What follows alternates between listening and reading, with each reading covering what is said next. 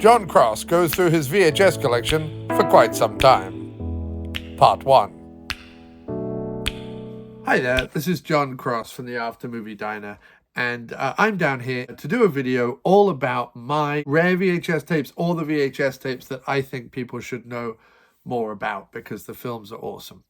So I was posting a lot on Instagram earlier this year or late last year, and someone said on Instagram, John, you should do a video all about your rare VHS. So I don't really know in terms of my VHS collection, sort of what rare means. Obviously, I know in terms of VHS that rare tends to fall into two categories. There's rare by demand, right? There is rare because it had limited distribution. And then there's those movies that were like shot on video in the Midwest or in like weird little pockets of the country by mad filmmaking communities that did a really amateur job, but in the best way with lots of chutzpah and creativity, just no money.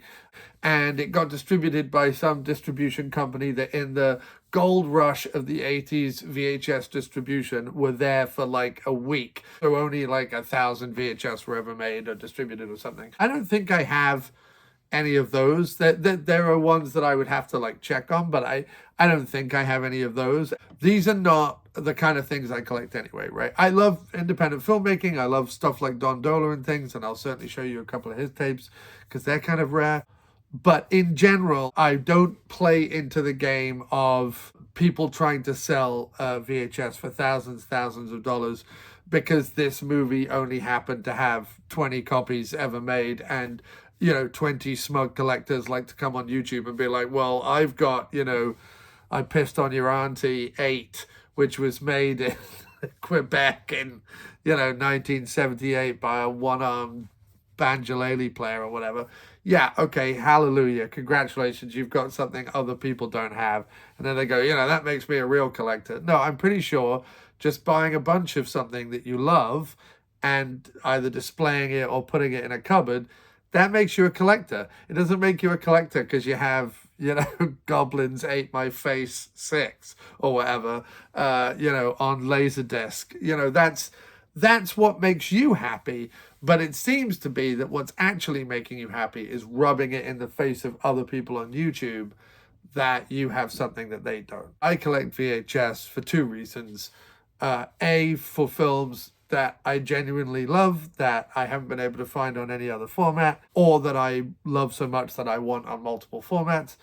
And secondly, because as I collect from my movie store in New Milford, Connecticut called Be Kind Movie Vault, which you can follow on Instagram. You can also find us on eBay at Be Kind Movie Vault.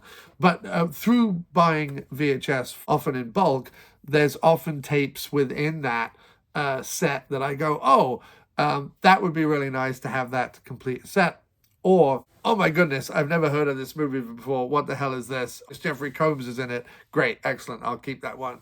So there's a bunch that I've got that way. And there are obviously people like Wings Hauser, Donald Pleasence, George C. Scott, things like that. A lot of Donald Pleasence films, for example, can only be found currently on VHS. So I've been collecting those. I'm a big PM Entertainment fan, so I've been collecting my favorite PM Entertainment films on VHS. So I built my collection of VHS in lots of different ways, but I, as I say, I can't say I'm going to come on here and be like, look at my rare collection. This is more stuff that I truly love that I think more people should know about, and stuff that I've come across in the course of collecting VHS and gone, okay, that needs to go on the to watch pile. Anyway, we'll start off. I was just sat right here and I looked to the right and I was like, what the hell is the Rune Stone? So Here's a prime example of when you buy VHS in bulk and then you see something in the box and you're like, I'm keeping that. That's going on the to watch pile. The Rune Stone. Mainly because, is that the guy from Die Hard? It looks like the big looming German guy from Die Hard. Did they put him in a movie called The Rune Stone? When you look on the back of it, it says that it stars Peter Riegert, Joan Severance, and William Hickey, and Tim Ryan. And I'm like, well, why aren't they on the cover then? But look at the claw against the moon. Look at that. I mean, that's just a great VHS cover. You just like the Rune Stone. I think that's the guy from Die Hard in a movie called The Rune Stone. I haven't watched it yet, obviously. but that's on the to watch pile. Why wouldn't it be fucking the Rune Stone? And that's what I mean. Like, I don't know if that's rare. There's probably a million collectors being like, the Rune Stone, I've got 8 of them. What are you talking about, Chief? Rare? Pff, jog on. I've got 15 of the Rune Stone back here. I've got 10 of them are sealed. I've had 2 of them graded. Fuck off. You're ruining movie collecting for everyone with your grading nonsense. And I don't want to have any more of it. Enough. This is not a competition. The Rune Stone, on the other hand, must and will be watched soon. Oh, here's one. Maxim Zool. Right. First of all, who thought that was a name for any? I mean, who thought the name Maxim Zool? If you saw that in a thing, you did someone get drunk and just write consonants on a I mean, what is that? But it stars Adam West, who fights things with a broadsword. And they're just like, the only thing this movie has going for it is Adam West and a sword. So we are going to put not 1, but 2 pictures. Because look, there's another picture of Adam West. It's almost as if to say, don't worry, folks, Adam West will definitely wield a sword in this movie. If you bought Maxim Zool thinking, listen, if Adam West doesn't wield a sword in this movie, I'm going to be mighty pissed off. And I'm going to tell everyone on YouTube not to watch Maxim Zool because I'm very important. I'm an influencer or something. Then, you know, well, we better at least let people know. Don't worry, there is at least one scene, which we've included 2 pictures of, where he does at least hold and possibly swing a sword. Maxim Zool. I mean, just the balls of calling a movie Maxim Zool. I mean, it's just incredible. Oh, they've done that thing on the back, like, one of the year's best supernatural thrillers. There's no, it's just a quote, but no one, it doesn't say who said it.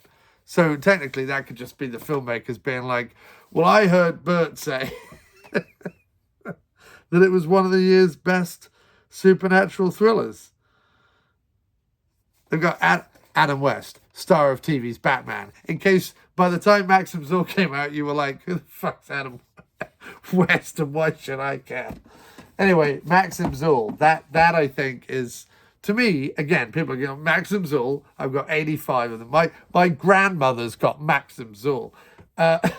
Like, again, hooray for your grandmother. You're ruining collecting for the rest of the world with your overseeing and your, you know, you're not a collector unless bullshit. Anyway, Maxim Zool, that to me, it's another rare one. What else have we got? Oh, that's a Troma one. Never heard of it, but there's a Troma one called The Love Thrill Murders. You know, that's one of those where I dig that out of a box and I'm like, well, I'm keeping that. Like, that's, I didn't go looking for this. You know what I mean? Like, I didn't go, wow, I need to collect all of the Troma releases or whatever. I just bought a big box of VHS and this was in it. The Love Thrill Murders, and that front cover makes me want it. And then I look at the back and you've got that picture. And you're like, well, if all it is 90 minutes of that guy staring into the middle of distance, looking like a slightly warped Celtic Kiefer Sutherland, then I'll be all right with that. You know what I mean? The Love Thrill Murders. People are probably, you know, people will be commenting on this video being like, The Love Thrill Murders, a lot of old rubbish. It's a terrible movie. First of all, every collector owns it and they hate it. And second of all, it's not any good. You were a fool to buy it. I bet if you paid anything over 25 cents, this is the other thing I hear all the time as well. What do you mean you paid $2 for a VHS tape? Well, you know, you can't even get a candy bar for $2 these days. Shut up, Granddad. Anyway, I'm having lots of conversations with myself in my head as various characters. But that's the other thing they do. They shame people who have spent money on something. They go, oh, what do you pay for that? And like someone will post a video. They go, oh, I got Maxim Zool for $10 on eBay. I'm really happy with it. And then it'll just be a slew of people $10. I got 48 of them for 25 cents, and they paid me to take them. Oh, and you're just like, okay, but why did you have to crap on someone else's parade? They had $10 they could afford to spend. They bought Maximzul. They were perfectly happy with it. Like, let's not. Why must everything become a fucking competition and a chance for division? It is just disappointing. Anyway, moving onwards, little graphic down the bottom, Donald Pleasence section, because of course there's a Donald Pleasence section. First up in Jaguar Lives. This one, again, people are probably like, this is rare, but to me it is. It stars Barbara Buck and Christopher Lee and Donald Pleasence, and it's called Jaguar Lives. It's even got John Huston and Joey Lewis as the Jaguar. Well, anyway, Jaguar Lives. That's a rare Donald Pleasence one, I think. Jaguar Lives. This is one that I don't think is rare, but everyone should know about it. Treasure of the Yankee Zephyr. I absolutely adore this movie. The only reason to watch this movie is Donald Pleasence, but he is all the reason you need. Hobo men build a tank to escape an effeminate George Peppard in a big furry hat. Donald Pleasence gets drunk and chainsaws a bar in half in this movie. Come on now, what's not to love? Treasure of the Yankee Zephyr. What else we got here? Choice of weapons. This is what we covered on the After Movie Diner podcast. This is Peter Cushing, Barbara Hershey, and Donald Pleasence. What a random cast that is. we got a bunch of mad, goggly-eyed old British actors. Who should we cast as the female lead? Barbara Hershey. It's mad.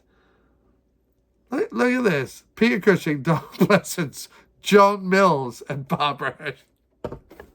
They were like, we've got goggly-eyed, weird old British freaks. Now let's get some young woman from the Americas. Again, could we get a young woman from the Americas shipped over here, please? I'm trying to make a movie, goddammit. But yes, a choice of weapons. It's one of my favorites. And I love this Paragon Video Productions tape. It's just so cool. This is a great video cover. It's called To Kill a Stranger.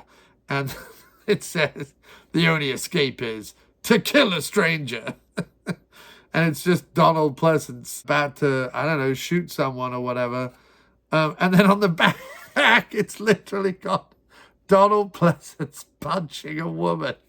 What the fuck? Why would you put that on your video? But there we go, you see. The only escape is to kill a stranger. I mean, I fucking love it. I just think it's the best ever. I mean, Donald Pleasence. He just...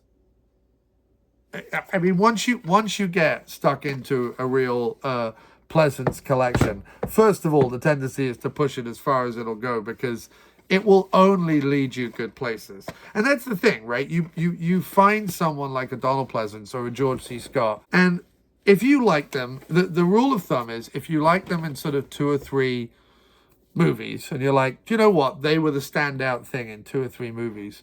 It's only a good thing to then try and see as much of their work as possible. Wings Hauser is my latest one. Donald Pleasence, back in the day, it was Bruce Campbell. I think everyone kind of starts somewhere around the kind of Bruce Campbell kind of thing. Everyone kind of starts somewhere around there, or they start with Halloween, or they start with the Night, Dawn, Day of the Dead movies. They'll start somewhere like that. Most people start collecting that way. But then, I don't know, sometimes I like to go down a bit of a rabbit hole with a particular actor, and Donald Pleasence is one that I come back to time and time again. But Wings Hauser is one that I love. Pam Grier, Cynthia Rothrock, Donna Dragon Wilson, Brian Trenchard Smith films. And it always leads me to a good place. It always leads me to a good place.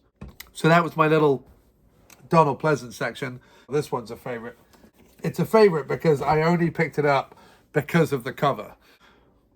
The Witching, with Orson Welles wearing a giant hooded cloak thing. I'm Orson Welles in The Witching. I mean, who doesn't want to watch? Who doesn't immediately want to watch that movie? The Witching, with Orson Welles and Pamela Franken.